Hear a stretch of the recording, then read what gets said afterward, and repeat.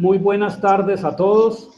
Bienvenidos al 32º Conversatorio Sabatino de la Academia de Historia del Valle del Cauca. Hoy tenemos un invitado muy especial. Se trata del académico José Alvear Sanín, miembro de número de la Academia Antioqueña de Historia. José Alvear Sanín es un escritor, un columnista y un editor.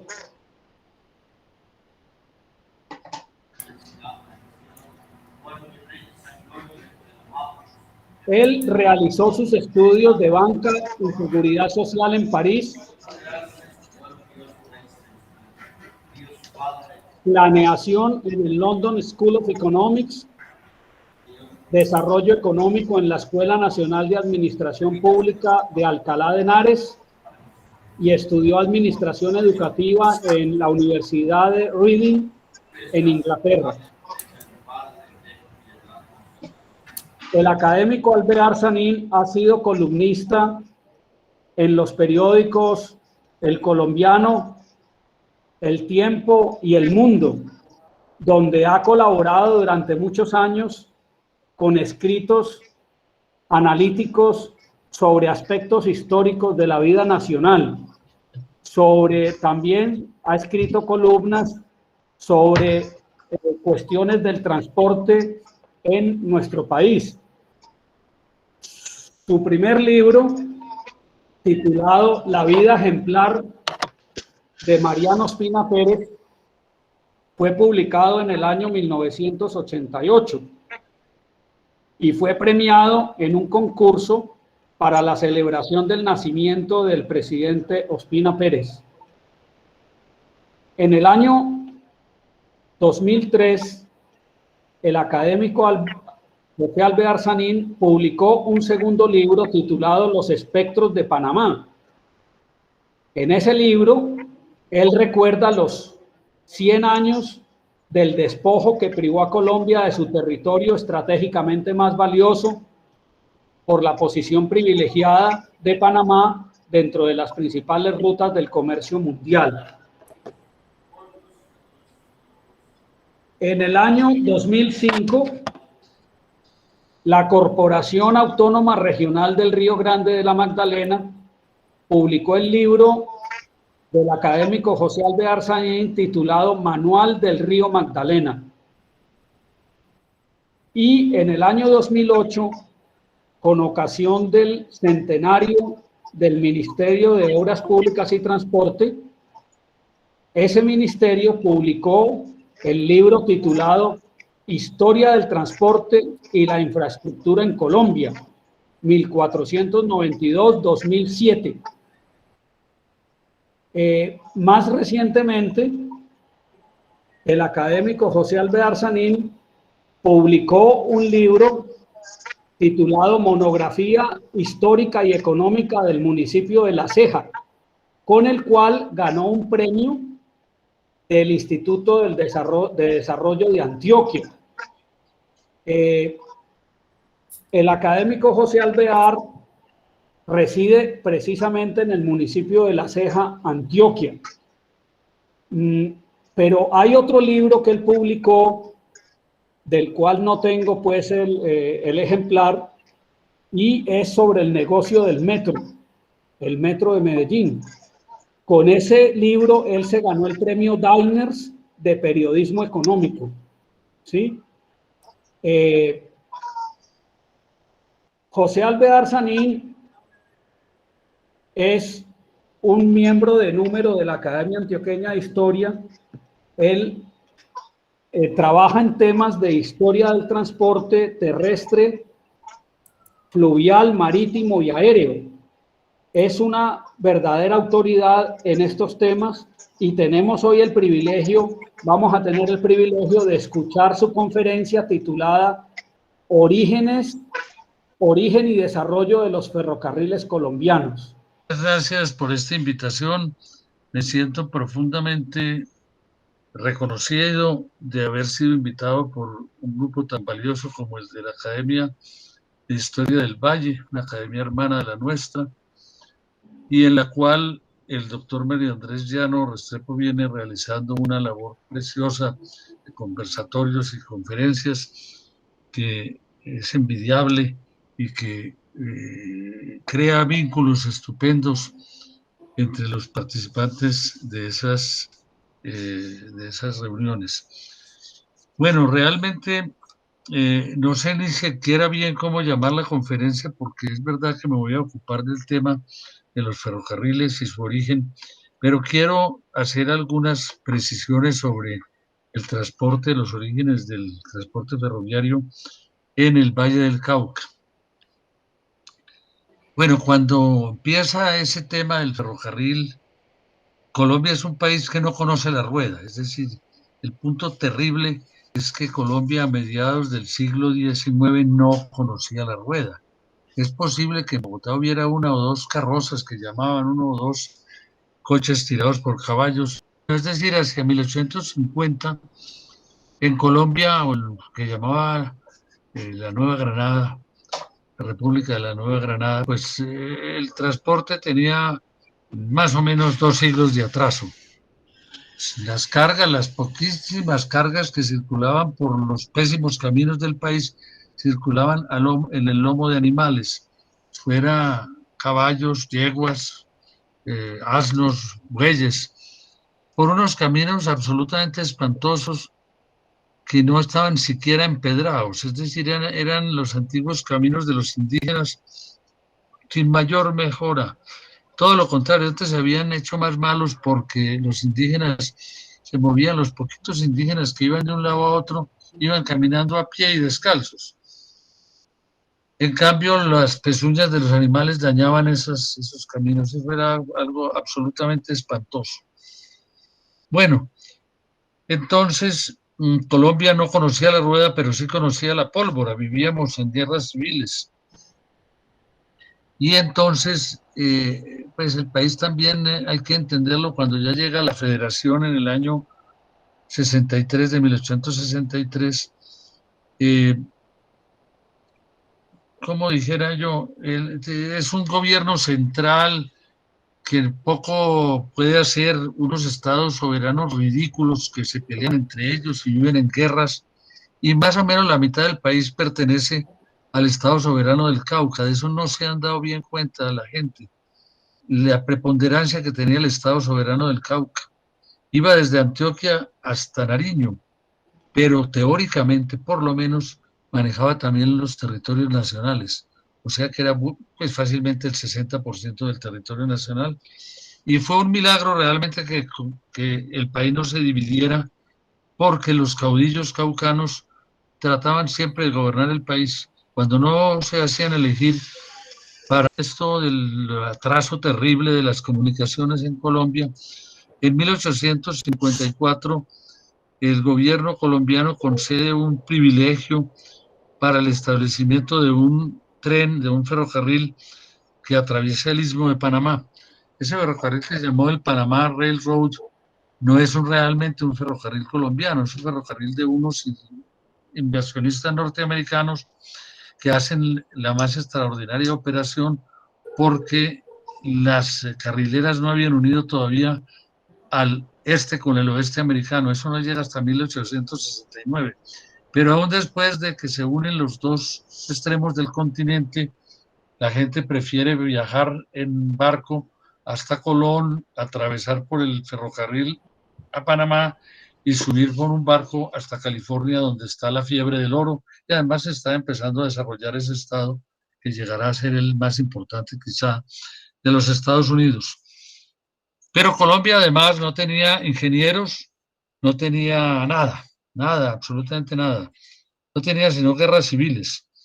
Era tal el atraso de Colombia, tengamos en cuenta pues desde luego que los Estados Unidos eran un país muy importante ya para esa época y además un país inmenso, mientras Colombia es más o menos la octava parte del territorio norteamericano. Pero entonces en 1869 los Estados Unidos ya habían completado 60.000 kilómetros de carrileras, ¿sí? En buen estado la mayor parte de ellas, y Colombia tuvo que tardar hasta 1885 para llegar a 286 kilómetros. 286 kilómetros de porquería. Eso no servía para nada. Esos trencitos no servían para nada. Y además Colombia había sido explotada inmisericordiamente por los aventureros porque con el éxito del ferrocarril de Panamá apareció en Colombia la superstición ferroviaria que llama Luis Ospina Vázquez. Se partía de la base de que bastaba con construir un ferrocarril, tender un ferrocarril para que viniera el progreso y el desarrollo y la prosperidad y la alegría y la civilización. Y entonces empezaron a aparecer los aventureros. El segundo ferrocarril colombiano fue el de Barranquilla a Sabanilla, que tenía más o menos buena cosa económica, un buen sustrato económico, porque entonces la ley ordenó que en cada uno de los ferrocarriles donde había estado presente Cisneros, una estación llevara su nombre.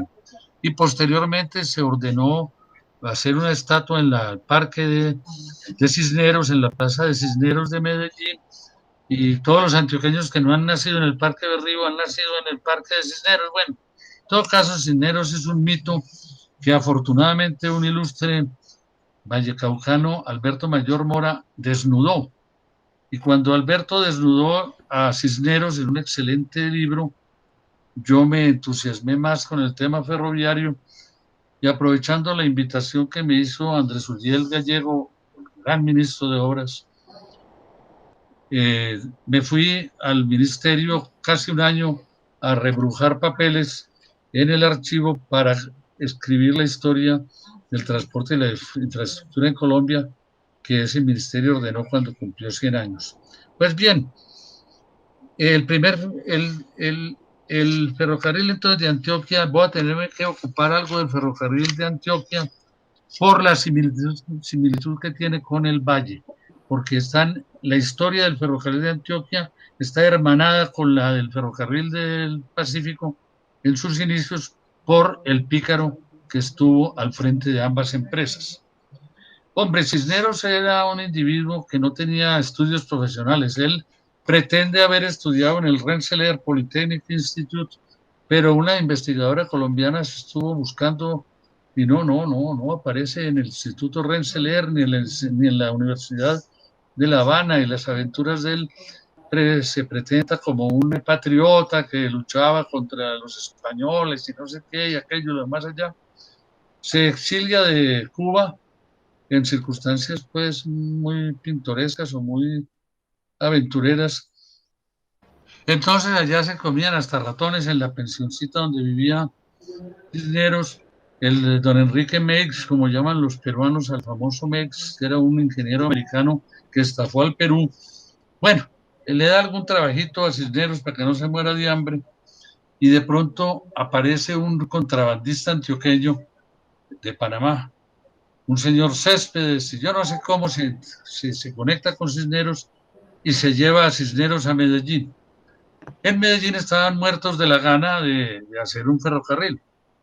El gran Berrío había pensado en un camino que fuera de Nare o de Berrío al Valle de Aburrá, pero Berrío no tenía plata para hacerlo y era un hombre prudente y no avanzó más en eso. Por esos días en el Valle avanzaban dos proyectos de camino entre Buenaventura y Cali.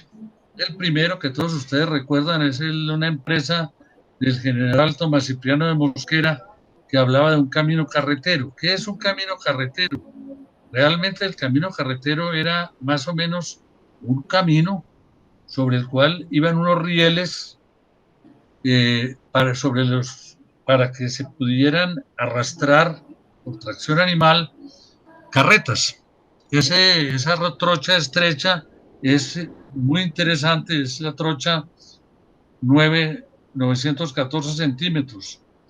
Es la trocha que usaban los mineros ingleses para sacar el carbón de las minas en carretas arrastradas por burros hasta la superficie.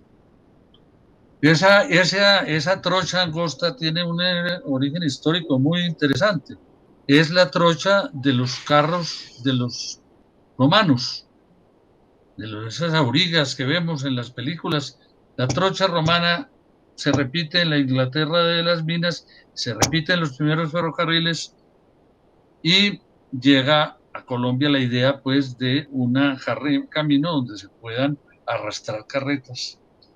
Eso era difícil y el general Tomás Cipriano de Mosquera logró una concesión con 128.000 hectáreas. Le iban a dar, si hacía eso, le daban 128.000 hectáreas de baldíos. Como dice, una propina.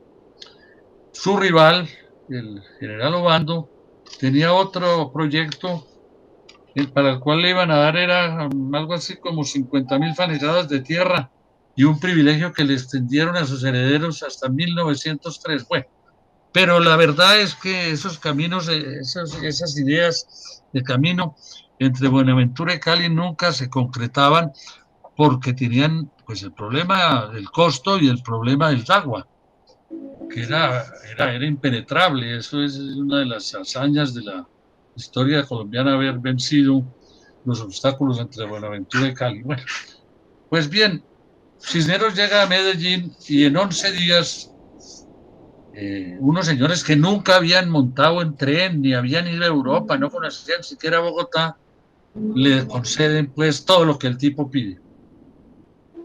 Baldíos, dinero, esto, aquello, lo demás allá. Y el tipo se compromete a hacerles un ferrocarril de Puerto Río Barbosa, 168 kilómetros, si no me falla la memoria, en 8 años, y que va a poner unos rieles de no sé qué especificaciones, y que va a poner unas locomotoras de no sé cuánta potencia, y que no sé qué, y que aquello y lo demás allá, y entonces dice, sí señor, ¿cómo no? Puede usar los bienes del departamento, puede tomar los carros que quiera sin tener que pagar, por cada kilómetro que usted termine le damos 11.000 pesos oro, cada kilómetro que usted termine le damos 11.000 pesos oro.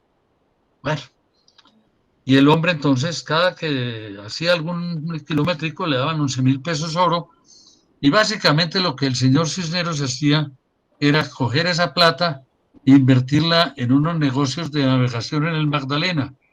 Cisneros, a medida que conseguía contratos para hacer ferrocarriles, sacaba la plata que le entregaban y compraba barquitos, solo en compañía de algunos ingleses, pero llegó a ser eh, la principal empresa de navegación del Magdalena, y cuando muere como con 20 millones de dólares, una suma increíble para un negociante en Colombia. Bueno, el ferrocarril no avanzaba, eso no servía, pues ese trabajo de Cisneros no avanzaba y no avanzaba, y entonces él continuamente lograba prórrogas y seguía. Y es maravilloso leer el contrato del ferrocarril de Antioquia, es bien interesante. Y hay un artículo un artículo del contrato que les debo leer, porque da la idea de lo que era la contratación ferroviaria en Colombia en esos años. Pues estamos hablando del ferrocarril de Antioquia, que realmente es el tercero en el tiempo y el primero verdaderamente colombiano. El artículo 40. Entonces el gobierno, confiando como confía con sobra de razón en la elevación de carácter de aquel señor que había llegado hacia 11 días y en la honorabilidad de sus precedentes, se conforma con la seguridad de que resulta de las estipulaciones que constan en el presente acto y rehúsa la garantía que ofrece el concesionario. ¿Cómo les parece esta belleza? Y entonces Cisneros responde de esta elegante manera: no conozco, no, reprodúzcame o no utilidad, eso no influirá en mi ánimo. Hecho el contrato, mi honor está empeñado en su cumplimiento y doblemente empeñado porque ustedes, demasiado entendidos en negocios, han sabido no exigirme fianza para afianzarme más. Hágame el favor. Estos montañeros, es que lo conocían muy bien. Con estas garantías, señores, de un aventurero que lo único que ofrecía era buenos modales y unos bellos ojos azules, se contrata el ferrocarril de Antioquia. Bueno, él iba y venía y intrigaba, hasta que le sonríe ya y sacaba la platica para sus barcos, y él invertía algo ahí de lo que de los adelantos que le hacían. Eso tiene muchas complicaciones, no voy a entrar en detalles, pero le sonríe la suerte porque en Antioquia, que era un estado conservador, llega un momento en que la coexistencia entre el gobierno de la Unión y el gobierno del Estado se rompe y hay una guerra civil y el Estado de Antioquia es invadido por las fuerzas de la nación, y estas fuerzas están comandadas por el general Julián Trujillo, y el general Julián Trujillo, que pasa a la historia honrosamente porque le abre la puerta del poder a Rafael Núñez, y el general Rafael Trujillo, todavía no es presidente de la República, llega a Antioquia, cambia la constitución del estado de Antioquia y se enamora de los trabajos del ferrocarril que está haciendo el señor Cisneros. Y entonces acepta lo que el señor Cisneros le dice: por favor, rescíndame el contrato. Y rescinden el contrato. Y en la liquidación se establece que la empresa de Cisneros había recibido en 11 años 678.769.000 pesos, y le evaluaron lo que había hecho en 1.222.449, y entonces le reconocieron a su favor 543.667 pesos con 94 centavos, cuando el hombre realmente no había invertido nada. Los rieles que había puesto eran de la mitad del peso de los previstos, las dos locomotoritas tenían menos de la mitad de la potencia prevista, los puentes que había hecho, que se había comprometido a hacer puentes metálicos, los hizo de madera, bueno, todos los errores que ustedes se imaginen, y le entregan esa plata. Pero el gobierno en esa época en Colombia no tenía nunca un peso, no tenía ni siquiera para pagarle a los maestros, tenía algo para las guerras civiles. ¿Y qué hace el hombre con ese pagaré? La nación pagará, porque la nación, como siempre, resulta balista de las barbaridades de los departamentos y de los estados soberanos. Entonces, con ese pagaré, el hombre se va para Bogotá y cambia ese pagaré por la propiedad del ferrocarril de Sabanilla, que sí daba plata y que se conectaba con los barquitos de él en el río Magdalena. Pero el general Trujillo le cogió cariño al hombre, y entonces Trujillo, después de su labor en Antioquia, regresa hacia Popayán, y en Cali se encuentra con que le acaban de conceder, dar la concesión para el ferrocarril de Buenaventura a Cali a un señor gringo de apellido Smith, ¿sí? Otro aventurero que había aparecido por allá y había dicho que hacía el ferrocarril y no sé qué más cosas. Y Trujillo dice: pero ¿por qué le van a dar el ferrocarril a este señor? Nada, no cumplimos el contrato, denle el ferrocarril a Francisco Javier Cisneros, que es tan buena persona y tan inteligente. Y entonces Javier Cisneros repite en el Valle las hazañas que había realizado en Antioquia, y mientras tanto también había realizado otras hazañas parecidas en el ferrocarril de La Dorada y en el ferrocarril de Girardot. Pero bueno, esto es una historia muy larga y muy complicada, que quienes estén interesados en ella pueden leer en mi libro de Historia de las Obras Públicas, que yo gustosamente puedo transmitirles a los que me escriban.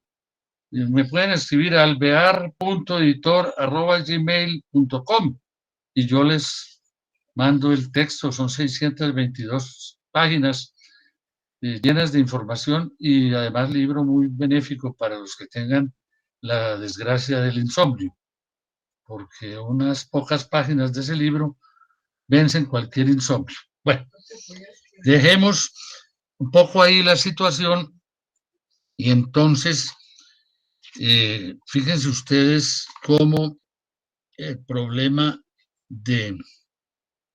Hablemos pues entonces del ferrocarril. Pero antes pensemos en que estos contratistas, estos concesionarios, traían cualquier locomotora vieja, cualquier cosa, traían cualquier cosa. Y el gobierno, cada que terminaba un kilómetro, les daba unas veces 11.000, otras 20.000, otras pesos 30.000 por kilómetro, y con eso se defendían.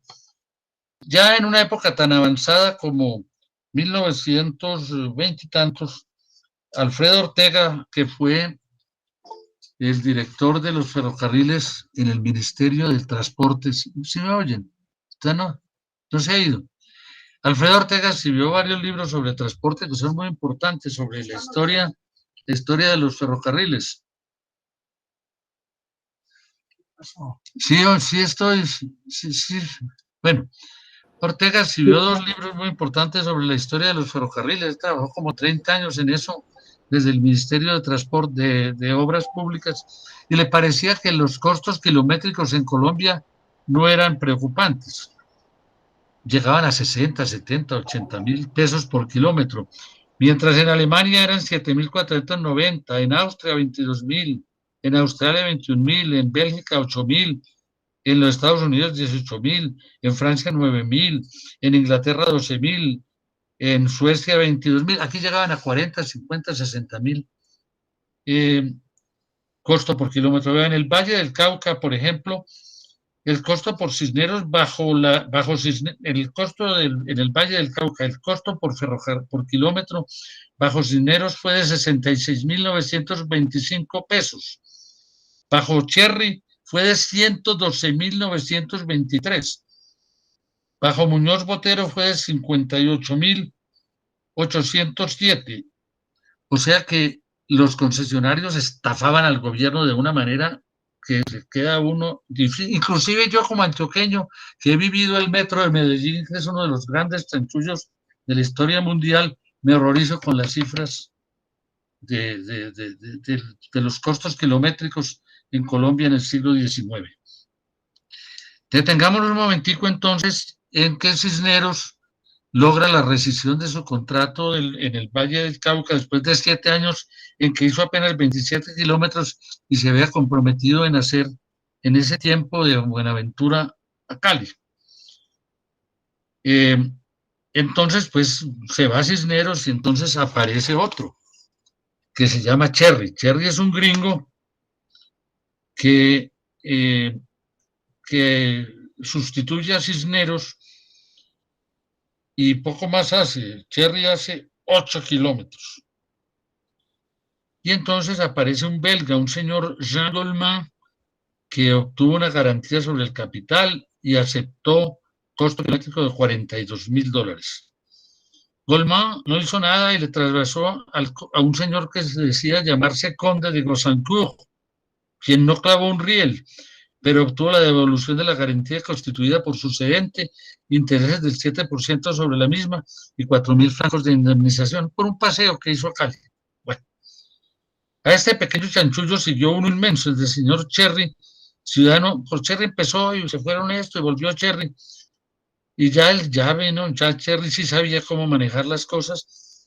Este Cherry entonces suscribió el contrato en agosto de 1890 y trabajó 6 años, recibió 620.294 pesos, construyó 16 kilómetros, trajo 2 locomotoras, un carro de pasajeros, otro de ganado, algunas toneladas de rieles, montó 2 puentes, uno de ellos defectuoso, y en realidad invirtió 233.909 pesos frente a 620.000 que había recibido. Pero no contento con esto, más bien demandó a la nación por $962.438. Entonces hubo que llamar un tribunal de arbitramiento en los Estados Unidos formado por Manuel H. Peña de Colombia, Christian Schramme en representación de Cherry y el señor Louis Hopps. El apoderado de Colombia era Francisco Javier Cisneros, de tal manera que nadie podría sorprenderse por un fallo adverso a Colombia de 600. Entonces, con la ayuda pues de Francisco Javier Cisneros, apoderado de Colombia, nos condenan a $662.000. Hombre, Colombia protestó por el atropello y logró que la justicia actuara y le rebajara al Tribunal de Virginia la condena a $357.000.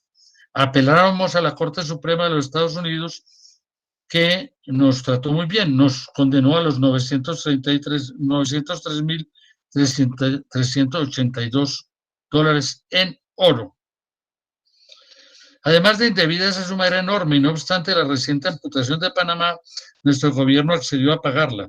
Se terminó de pagar precisamente entre 1905 y 1906 y compró prácticamente el presupuesto del Ministerio de Obras Públicas. Bueno, entonces estas historias son supremamente tristes.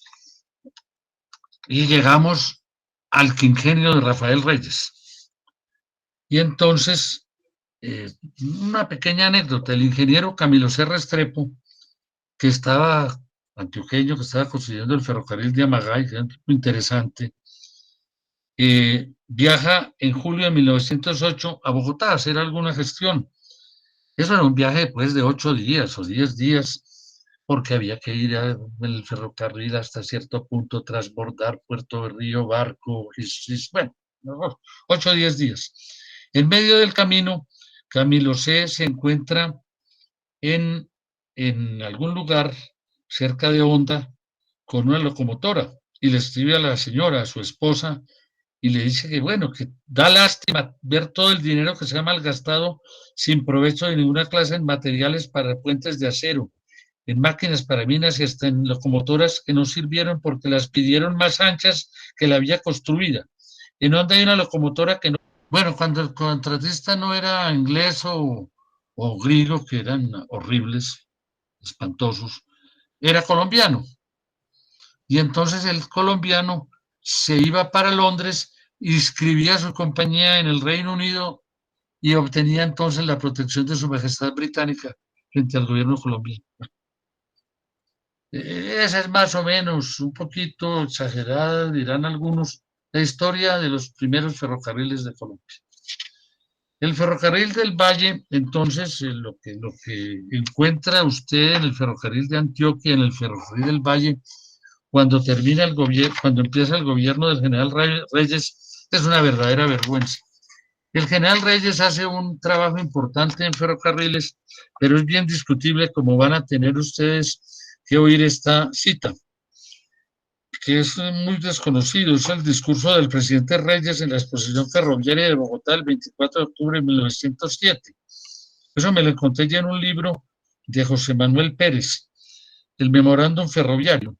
Imagínense, exposición ferroviaria en Bogotá en 1907. Yo no sé qué podían exhibir, pero bueno, hicieron la exposición, invitaron al presidente y el presidente dijo, el gobierno ha trabajado sin descanso y con buen éxito para que el capital extranjero se emplee en la construcción de nuestros ferrocarriles. Y en este sentido ha logrado que en los últimos años haya entrado al país una suma que se calcula en 3 o 4 millones de pesos oro que se ha invertido en los ferrocarriles de La Dorada, Girardot y Zipaquirá. Se ha conseguido la formación de una compañía nacional con un capital efectivo de 1.400.000 pesos, que ha asegurado la construcción de Buenaventura hasta Papagalleros. El costo kilométrico de todo el ferrocarril puede calcularse en $25.000 por cada kilómetro, imagínense. Y como el gobierno dará a la compañía $40.000 por kilómetro, esta tiene en el contrato de construcción una utilidad no menor de $15.000 por kilómetro, más la mitad de las utilidades que produzca en la explotación durante 50 años, teniendo el derecho de hipotecar para conseguir un empréstito, etcétera, cuyo servicio de intereses sería con el 50% del producto de las aduanas del Pacífico. Con esos fondos podría construirse el ferrocarril de Cali a Popayán y a Cartago. Imagínense ustedes a qué costo mejoró el general Reyes las construcciones ferroviarias de Colombia, garantizando como mínimo una utilidad de $15.000 por kilómetro al contratista abusivo. Entonces, en el quinquenio subieron de 565 a 909 kilómetros las ferrovías. Bueno, algo mejoró, pero además eran tramos inconexos. Y en cada región había una trocha distinta, había trochas de 914, no, son trochas de metro 400, como la American Standard Gauge, etcétera. Eso era un verdadero desastre. Y todas esas empresas daban pérdidas. La edad de oro de los ferrocarriles colombianos, en la cual el ferrocarril del Pacífico va a ser muy importante, se origina en la indemnización por Panamá que recibe. Gracias. Entonces, el gobierno de Pedronel Ospina, junto ministro, tuvo dos ministros de Obras Públicas.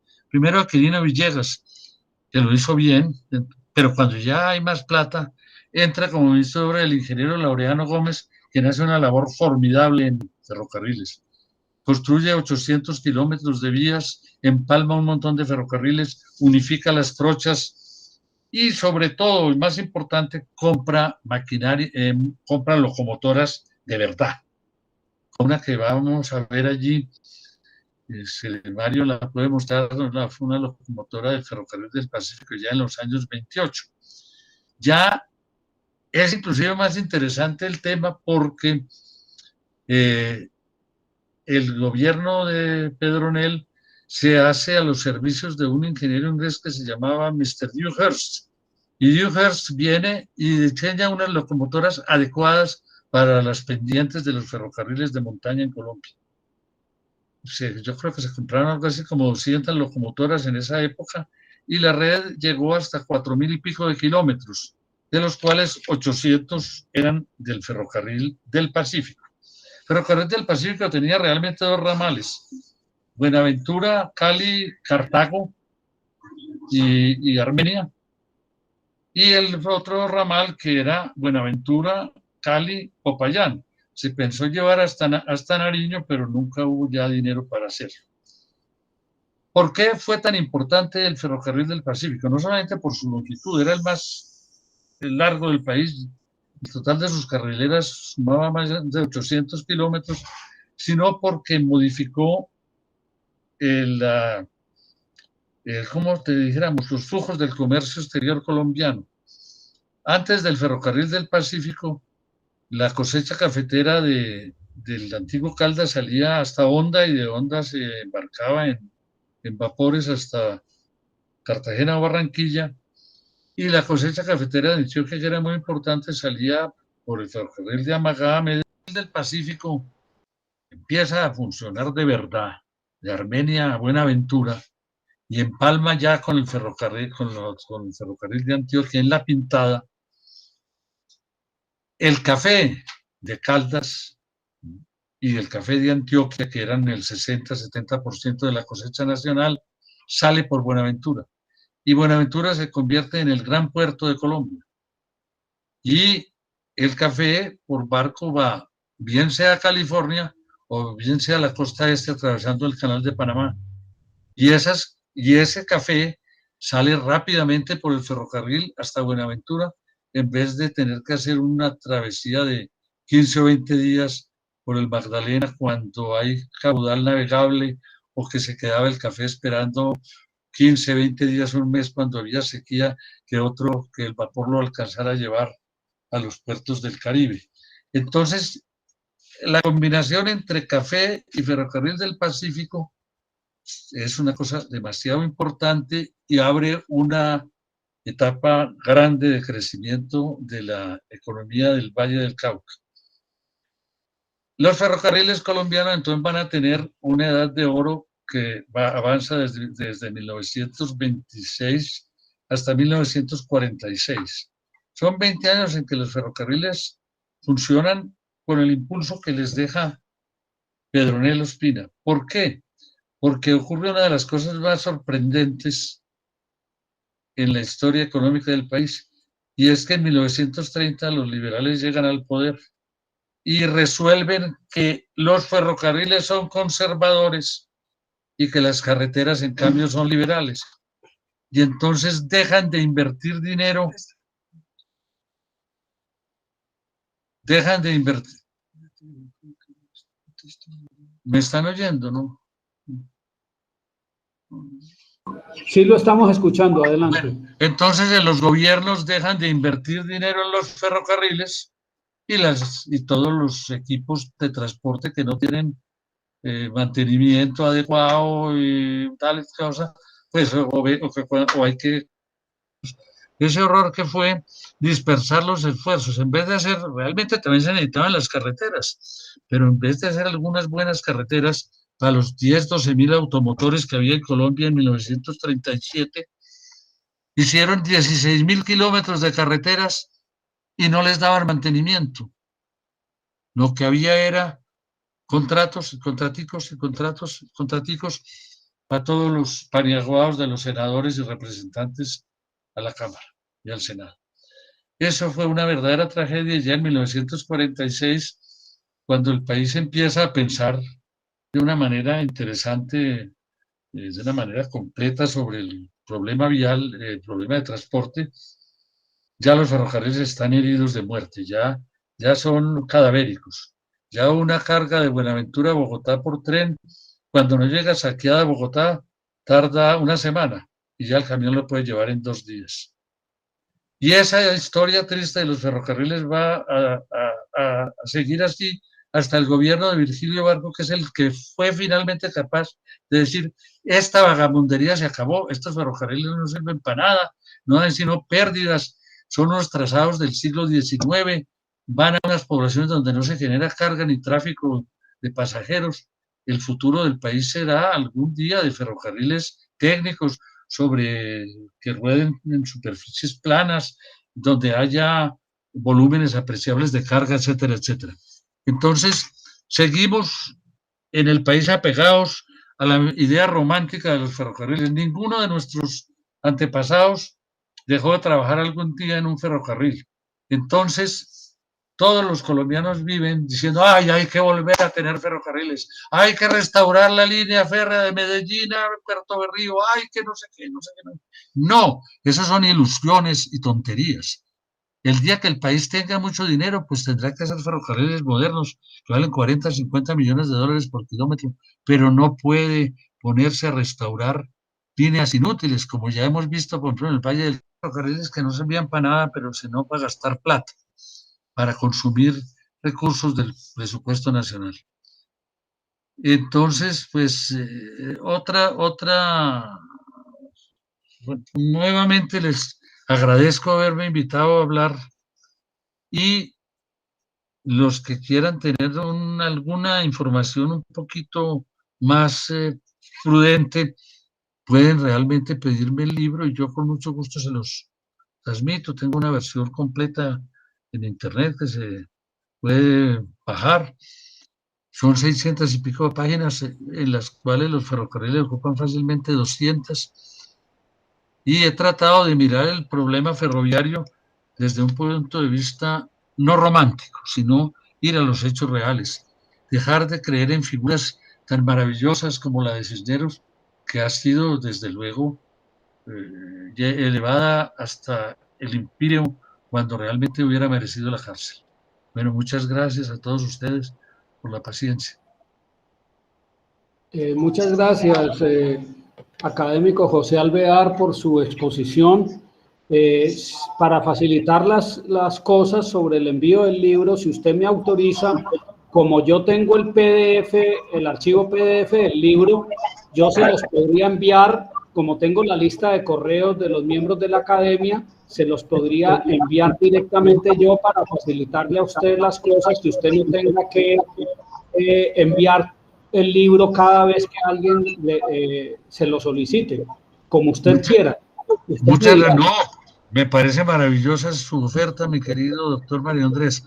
Sobre ese libro les quiero advertir una cosa, es mucho mejor la versión electrónica que la versión física, porque pueden ustedes focalizar los mapas. En ese libro se encontraron, para cuando se estudiaba ese libro, descubrí en el ministerio mapas ya olvidados de las carreteras, de los ferrocarriles, de los puertos, de muchas cosas, y además